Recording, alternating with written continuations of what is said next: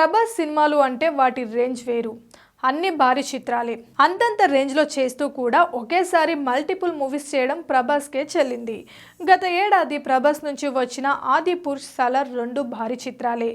Prabhas next release కల్కి range గురించి ప్రత్యేకంగా చెప్పాల్సిన పని లేదు. మారుతి దర్శకత్వంలో చేస్తున్న రాజసభను ముందు మామూలు సినిమానే అనుకున్నారు. కానీ అది కూడా విఎఫ్ఎక్స్తో ముడిపడ్డ పెద్ద రేంజ్ సినిమానే అంటున్నారు. ఈ 2 చిత్రాలను పూర్తి చేసి సందీప్ రెడ్డి వంగ దర్శకత్వంలో స్పిరిట్ చేయాల్సి ఉంది ప్రభాస్.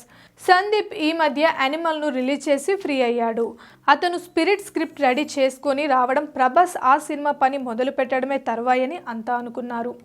సందీప్ రెడీగా లేడా, లేదా అతడికి వేరే ఆలోచనలున్నాయా, లేక ప్రభాస్ ఫోకస్ మారిందా తెలియదు. కానీ స్పిరిట్ను కొంచెం హోల్డ్లో పెట్టి సలార్ 2ను పూర్తి చేయాలని ప్రభాస్ ఫిక్స్ అయ్యాడట.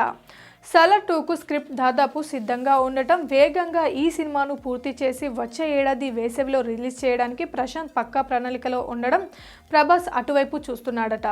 మరోవైపు సందీప్ కూడా యానిమల్ సీక్వెల్ యానిమల్ పార్క్ చేయాల్సి ఉంది. ఈలోపు అతను అది పూర్తి చేసుకుని వస్తాడేమో చూడాలి. మొత్తానికి ప్రభాస్ సందీప్ కలయిక వచ్చే ఏడాదే ఉంటుందన్నది ఇరువురి సన్నిహిత వర్గాల సమాచారం.